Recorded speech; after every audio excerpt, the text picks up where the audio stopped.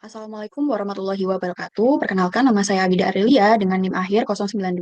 Di sini saya akan menjelaskan tentang analisis asupan zat gizi menggunakan metode semi kuantitatif food frequency questionnaire di mata kuliah survei konsumsi pangan praktikum.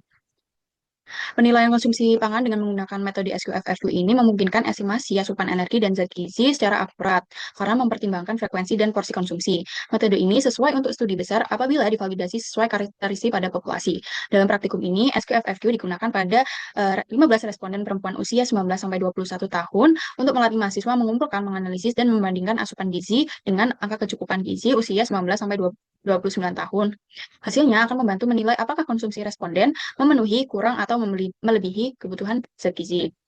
Dengan tujuan pada praktikum ini untuk menganalisis asupan zat gizi makro dan mikro menggunakan metode SQFFQ, menganalisis asupan dan pembatasan gula dan natrium responden menggunakan metode SQFFQ, menilai rata-rata asupan gizi responden dan kelompok berdasarkan AKG, lalu membandingkan rata-rata asupan gizi responden dan kelompok dengan AKG. Nah, berikut ini merupakan data responden, di mana nama respondennya sendiri, yaitu Dena Subahani Arsi Daniar, dengan data responden sebagai berikut ini. Berikut ini merupakan data formulir SQFFQ responden, di mana pengisian formulir ini dilakukan pada tanggal 8 September 2025, yang memuat daftar, di mana formulir ini memuat daftar makanan dan minuman yang dikonsumsi, lalu mencantumkan ukuran porsi, URT, dan gramasi. Selain itu, pada pengisian ini juga mencatat frekuensi konsumsi harian, mingguan, bulanan, atau tidak pernah sama sekali. Nah, formulir ini digunakan sebagai dasar perhitungan asupan gizi responden. Ini merupakan total asupan gizi responden, di mana perhitungan ini menggunakan tabel atau TKPI 2020 dan informasi nilai gizi pada label kemasan dari sumber internet. Perhitungan juga disesuaikan dengan porsi konsumsi responden. Data di total asupan gizi responden ini mencakup energi, karbohidrat, protein, lemak, natrium, dan gula. Hasil akan dibandingkan dengan angka kecukupan gizi usia 19-29 tahun pada zat gizi makro, lalu ada pembatasan pada gula dan natrium sesuai Permenkes nomor 30 tahun 2013, yang dimana ini akan menjadi dasar analisis tingkat kecukupan gizi dan pembahasan lebih lanjut.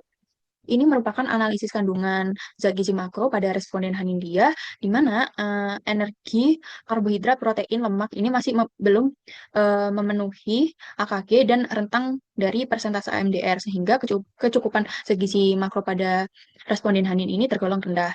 Ini merupakan analisis kandungan zat gizi mikro dan pembatasan gula serta natrium pada responden, di mana asupan natrium ini masih di bawah kebutuhan harian dengan persentase 63-67%. Lalu capaian terhadap batas maksimal itu masih dalam batas aman, yaitu 47,75%. Pada asupan gula ini, capaian terhadap batas anjuran Permenkes sendiri, asupan gula pada responden Hanin ini melebihi rekomendasi harian dengan persentase 164%. Ini merupakan total asupan gizi makro dan mikro kelompok, di mana rata-rata asupan energi, karbohidrat, protein, dan lemak kelompok ini masih jauh di bawah AKG atau angka kecukupan gizi dan rentang AMDR.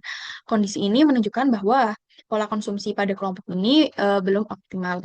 Ini merupakan pembatasan asupan natrium dan gula pada kelompok, di mana asupan natrium kelompok ini juga masih di bawah rekomendasi aman dari risiko kelebihan, namun perlu diperhatikan agar tidak terlalu rendah.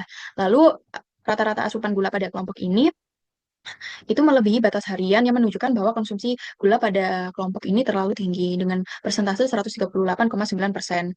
Ini merupakan perbandingan asupan gizi responden dan kelompok, di mana responden Hanin ini memiliki asupan energi, protein, lemak, natrium lebih tinggi dibandingkan rata-rata kelompok, namun karbohidratnya itu relatif sama. Hal ini dipengaruhi oleh variasi pola makan, frekuensi konsumsi, penggunaan bahan makanan, serta bias pelaporan saat wawancara SQFFQ, seperti Anda report, salah ingat, atau porsi kecil.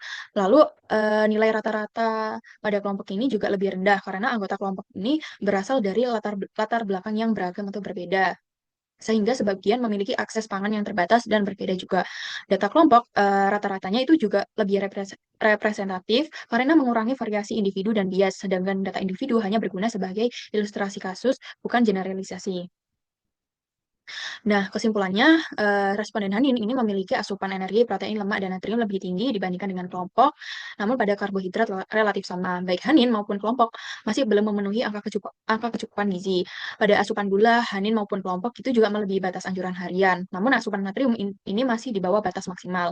Untuk perbedaannya sendiri dipengaruhi oleh variasi pola makan, frekuensi konsumsi, penggunaan bahan makanan, serta bias pelaporan. Nah, menurut beberapa penelitian, data rata-rata kelompok ini lebih representatif untuk menggambarkan pola konsumsi populasi, sedangkan data individu hanya ilustrasi kasus. Dan saran yang dapat diberikan yaitu memperbanyak jumlah responden agar hasil lebih representatif, lalu menggunakan acuan resmi seperti TKPI atau Nutri-Survey untuk menganalisis zat gizi. Lalu sajikan hasil dengan tabel dan grafik agar hasil itu lebih informatif, serta mengembangkan instrumen SQFFQ sesuai kebiasaan populasi agar lebih valid dan relevan. Berukit ini merupakan referensi yang digunakan dalam menyusun laporan. Terima kasih, semoga apa yang saya sampaikan dapat bermanfaat. Wassalamualaikum warahmatullahi wabarakatuh.